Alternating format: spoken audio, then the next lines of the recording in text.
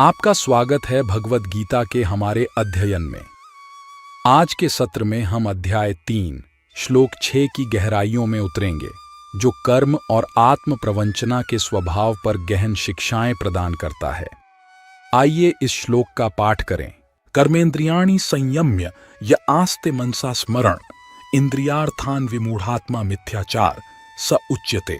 जो लोग बाह्य कर्मेंद्रियों को रोककर मन में इंद्रिय विषयों का चिंतन करते रहते हैं, वे निश्चय ही स्वयं को धोखा देते हैं और पाखंडी कहलाते हैं।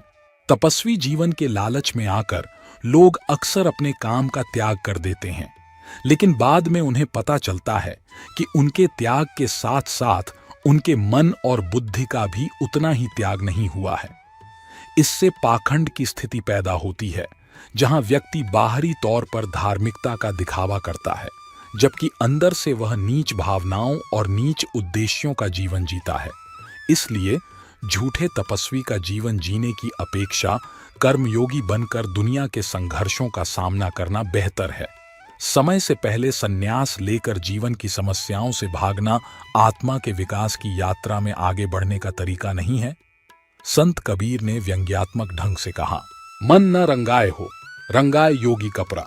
जाटवा बढ़े योगी धुनिया रामौले, दहिया बढ़े योगी बनी गेल बाकरा।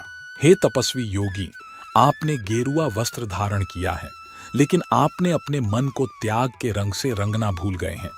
आपने अपने बालों की लंबी लटें बढ़ा ली हैं और अपने शरीर पर वैराग्य के प्रतीक के रूप में राख लगा ली है, लेकिन आंतरिक भक्ति के बिना आपने जो बाहरी दाढ़ी उगाई है, वह आपको केवल एक बकरी के समान बनाती है। श्री कृष्ण इस श्लोक में कहते हैं कि जो लोग बाहरी रूप से इंद्रियों के विषयों का त्याग करते हैं, लेकिन मन में उन पर विचार करते रहते हैं, वे पाखंडी हैं और वे स्वयं को धोखा देते हैं।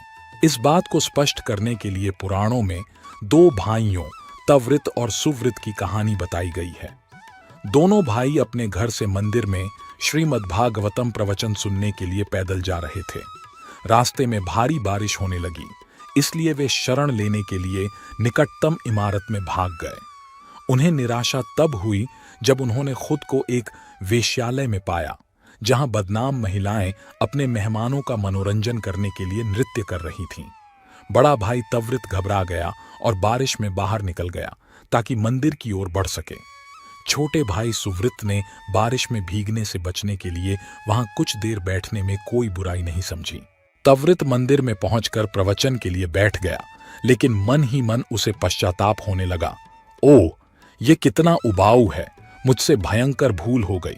मुझे वेश्यालय में ही रहना चाहिए था। मेरा भाई वहां खूब मौज मस्ती कर रहा होगा। दूसरी ओर सुवृत सोचने लगा, मैं इस पाप के घर में क्यों रहा? मेरा भाई इतना पवित्र है, वह भागवत के ज्ञान में अपनी बुद्धि को स्नान करा रहा है। मुझे भी बारिश का सामना करके वहां पहुंच जाना चाहिए था। आखिर मैं नमक का बना तो हूं नहीं कि थोड़ी सी बारिश में पिघल जाऊं। जब वर्षा रुक गई तो दोनों एक दूसरे की दिशा में चल पड़े। जिस क्षण वे मिले, बिजली उन पर गिरी और वे दोनों वहीं मर गए। यमदूत, मृत्यु के देवता के सेवक, तवृत को नरक ले जाने आए। तवृत ने शिकायत की, मुझे लगता है कि तुमने गलती की है। मैं तवृत हूं। यह मेरा भाई था जो थोड़ी देर पहले वेश्यालय में बैठा था। तुम्हें उसे नरक ले जाना चाहिए था। यमदूतों ने उत्तर दिया, हमने कोई गलती नहीं की है।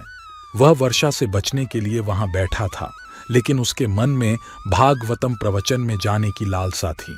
दूसरी ओर जब तुम बैठे थे और प्रवचन सुन रहे थे, तो तुम्हारा मन वेश्यालय में जाने के लिए तड़प रहा था। तवृत ठीक वही कर रहा था जो श्री कृष्ण इस श्लोक में घोषित करते हैं। उसने बाह्य रूप से इंद्रियों के विषयों का त्याग किया था, लेकिन मन में उनका चिंतन कर रहा था। यह अनुचित प्रकार का त्याग था। अगले श्लोक में उचित प्रकार के त्याग का वर्णन किया गया है।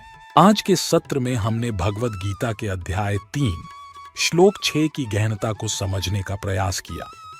यह श्लोक हमें सच्चे कर्म की महत्ता और मिथ्याचार के खतरे के बारे में महत्वपूर्ण शिक्षाएं देता है।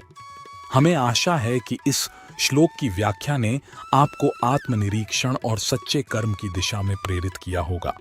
अगर आपको यह वीडियो पसंद आया हो तो कृपया इसे लाइक करें, शेयर करें और हमारे चैनल को सब्सक्राइब करें।